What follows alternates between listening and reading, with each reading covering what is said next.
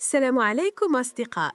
في هذا الفيديو غادي نوريكم كيفاش تزيدوا أداء البروسيسور على CPI غير بتعديل بسيط في بارامتر داليمونطاسيون ديال ويندوز. مشي للمنيو ديماري وكتب بانو دو كونفيغوراسيون، ضغط على اوبسيون داليمونطاسيون، غادي تلقى واحد الخيار سميتو مود داليمونطاسيون ولا مود دو بيرفورمانس حسب نسخة ويندوز.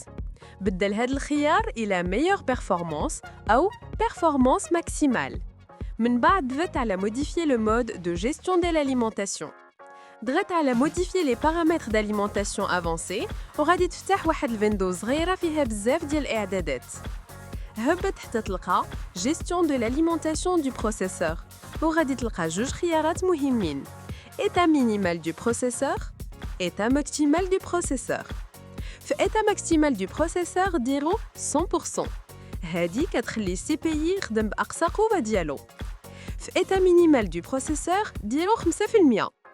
ما تنساش دير ابليكي و اوكي باش تبقى الاعدادات خدامه، وغادي تلاحظ الفرق في الالعاب والبرامج الثقيله.